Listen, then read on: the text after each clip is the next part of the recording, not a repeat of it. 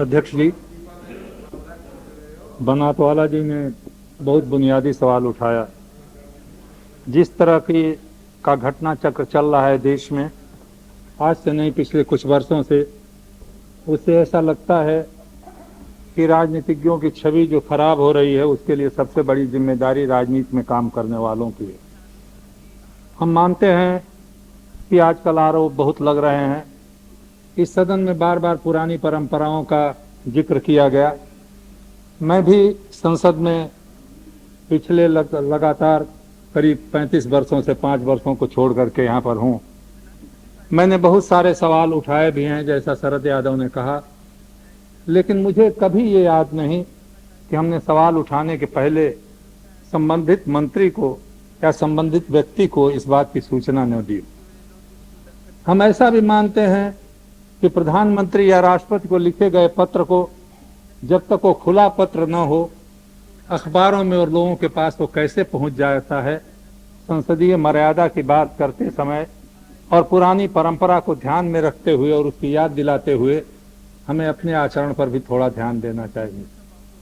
मैं ऐसा मानता हूं कि जो कुछ हो रहा है वो बुरा हो रहा है, लेकिन क्या हम इस देश में ऐसी उत्तेजना फैलाना चाहते हैं कि इस उत्तेजना के कारण लोग सड़कों पर जाने के लिए मजबूर हों? मैं सड़कों पर जाने की धमकी के खिलाफ हूं। मैं सड़कों पर जाने से डरता हूं क्योंकि मैं पुरुषार्थी और पराक्रमी और बहादुर व्यक्ति नहीं हूं। लेकिन मैं साथ ही ये जानता हूं कि किसी को जरूरत से ज्यादा डराओगे, उसको दबाओगे, तो पीड़ा में वो सड़कों पर जाने के लिए मजबूर भी हो जाएगा। मैं इस सदन की मर्यादा की दुहाई करने वाले मित्रों से को याद दिलाना चाहूंगा। हमारे 2 मित्र तो यहीं पर बैठे हुए हैं, 3 मित्र शायद हैं। अंतुले जी पर आरोप लगा अध्यक्ष महोदय। कांग्रेस के हमारे नेता आज उसको अपनी परंपरा की एक बड़ी भारी उत्कृष्ट सबूत मानते हैं। अंतुले जी, आपको शायद वो दिन याद होगा जब आप पर आरोप लगा था तो कांग्रेस का कोई सदस्य आपके घर जाने की हिम्मत नहीं करता था, अकेले चंद्रशेखर आपके घर गए थे। आपको अधिक ये होगा, इस सदन में जब हवाला कांड चला तो मैंने अखबारों को कहा कि मुझे विश्वास नहीं होता कि अडवाणी और माधवराव सिंधिया कोई हवाला का रुपया लिए होंगे। अखबारों में उसकी भी आलोचना हुई। कहा गया कि मैं संकट मोचन। जब श्रीमान कल्पनाथ राय जी को टाडा के अंदर बंद किया गया, मैं उनको विद्यार्थी जीवन से जानता हूं। मेरे घर से 3 किलोमीटर के दूर पर उनका घर है। उनके परिवार के लोगों को जानता हूं। मैं जब जेल में उनसे मिलने गया, मेरे ऊपर फप्तियां कसी गईं। क्या भ्रष्टाचार को मिटाने का ये रास्ता है कि हम अपने मानवीय संबंधों को भी तोड़ दें? मैं ये नहीं कहता कि वो निरपराध थे या नहीं थे। मैं कई बार कहा हूं, इस सदन में मैंने कहा, जब मैं सरकार चला रहा था, हमारा बेटा अपराधी बन जाए, उसे समझाने की कोशिश करते हैं, उसके मित्रों को बुला करके उसको बताने की कोशिश करते हैं। उस समय हम बातचीत का रिश्ता कायम करना चाहते हैं। भारत माँ का बेटा बेटी अगर कोई गलती कर दे तो उसे बंदूक चला करके उसको सीधा करने की कोशिश करते हैं। ये कौन सी नैतिकता है? मैं ऐसा मानता हूं अध्यक्ष महोदय कि कुछ मर्यादाएं राजनीतिज्ञों को निभानी चाहिए, और वो मर्यादा निभाने के लिए हम सब विवश हैं। हम न भी चाहें तो कानून व्यवस्था उस मर्यादा को निभाने के लिए हमें मजबूर करेगी। लेकिन चार्जशीट लगी नहीं। मुझे नहीं मालूम क्या चार्जशीट लगने वाली है। उससे पहले ही त्यागपत्र की मांग करना कौन सी नैतिकता है? यदि वो राजनीति नहीं है तो ये कोई संसदीय मर्यादा के अंदर ये बात नहीं आती। एक सरकारी अधिकारी बयान देता है अखबारों में कि चार्जशीट लगाने वाले हैं। किसी को चार्जशीट मालूम हो तो मैं नहीं जानता। मैं उस चार्जशीट के बारे में जानता नहीं हूं अध्यक्ष महोदय। मैं भी संसद का सदस्य रहा हूं। अध्यक्ष महोदय, मैं आपसे एक बात कहना चाहता हूं। इमरजेंसी के दिनों के बाद 1977 में पहली बार उस समय के प्रधानमंत्री ने एक सीबीआई के अधिकारी को मेरे पास किसी वजह से भेजा था। उसके पहले मैं जानता भी नहीं था कि सीबीआई का आदमी कौन होता है, कैसा होता है, उसका रूप रंग कैसा होता है। आज सीबीआई के लोग अगर खुलेआम टेलीविजन पर इंटरव्यू दे रहे हैं। मैंने पटना में कह दिया तो कहा गया कि लालू यादव को बचाने के लिए मैं कह रहा हूं, मर्यादा अगर नहीं रहेगी अध्यक्ष महोदय, जांच करने वाली एजेंसियों की मर्यादा नहीं रहेगी, संसद में बात करने वालों की, तो अपराध हम मिटा नहीं सकते। मुझे एक हमारे मित्र ने, जूरिस्ट हैं, न्याय के बड़े प्रवक्ता हैं, उन्होंने लिखा कि आप अपराधी की मदद क्यों करते हैं। मैंने कहा मैं अपराधी की मदद नहीं करता हूं। मेरा विश्वास है अपराधी जन्म लेता है मरने के लिए, अपराधी जिंदा नहीं रह सकता, वो तो स्वयं से मर जाता है।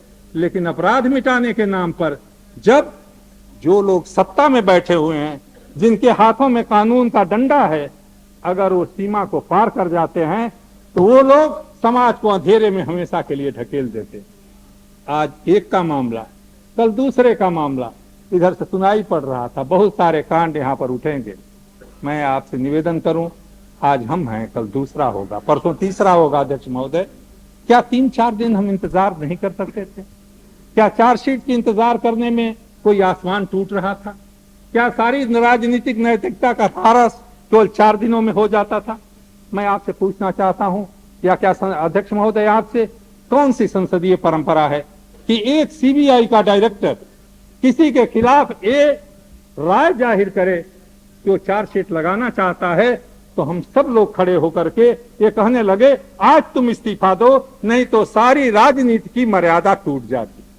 अध्यक्ष महोदय, मैं बोलता नहीं, लेकिन जब परंपराओं के नाम पर, मर्यादा के नाम पर, संसदीय व्यवस्था के नाम पर पूर्णतः असत्य की व्याख्या यहां पर की जाती है, तो मुझे लगता है कहीं हम गलत राह पर चल गए।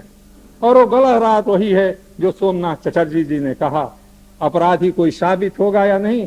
कल्पनाथ राय जी के मामले में सुप्रीम कोर्ट के जज ने कहा है कि जिसने इनको जेल भेजा उसको प्रारंभिक ज्ञान भी कानून का नहीं था। कल्पनाथ राय के बारे में इसी सदन में जब मैंने कहा उनको अपराधी क्यों मानते हो, सोमनाथ जी लेफ्ट के ही एक नेता जो बदकिस्मती से आज सदन में नहीं है, हमसे उलझ पड़े।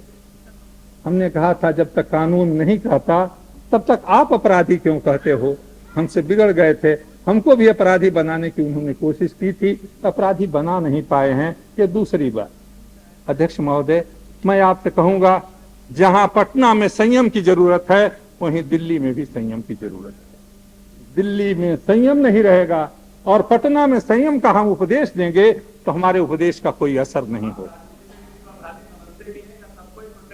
मैं आपको ईमानदार समझता हूं, नहीं मैं आपको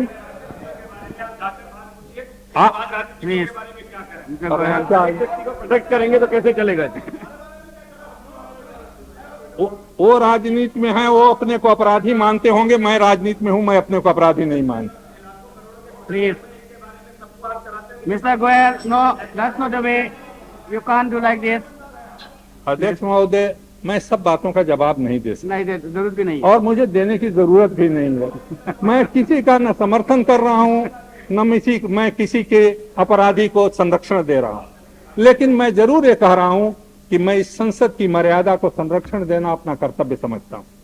मैं व्यक्ति के संरक्षण के बारे में मेरी कोई दिलचस्पी नहीं है, और मैं ये भी मानता हूं, इससे आगे जाके मैं कहना चाहूंगा, इस राष्ट्र की कुछ मर्यादा है। अपने से बड़े जो उसने देश की सेवा की है, जब तक वो अपराधी नहीं साबित हो जाता है, और अगर अपराधी साबित भी हो तो उसकी मर्यादा और सम्मान के विरुद्ध मैं एक बात कहना अपने लिए अपमान, अपने लिए घृणित मानता हूं। ये मेरी मान्यता है। शायद भारतीय संस्कृति के प्रणेता लोगों की दूसरी मान्यताएं होगी। हमारी संस्कृति में यही बात है कि जब तक अपराधी वो सिद्ध नहीं है, मैं उसको अपराधी कह करके अपने को कलंकित करने का काम नहीं करूंगा। इसलिए अध्यक्ष महोदय, मैं कहूंगा कि आज इस सदन में बहस न होकर के अगर बहस उस समय होती जब चार्जशीट लग गई होती, और उस समय जिन पर चार्जशीट लगी है अगर कोई ऐसा कदम उठाते जो संविधान या मर्यादा या परंपरा के विरुद्ध होता, तो शायद हमारी बहस ज्यादा सार्थक होती, संसदीय परंपरा के ज्यादा अनुकूल होगी। क्षमा करेंगे अध्यक्ष महोदय, आज की बहस सारी संसदीय परंपराओं के विपरीत है, हमारी मान्यताओं के विपरीत है, मानव मर्यादा के अनुकूल नहीं। Would the government like to respond?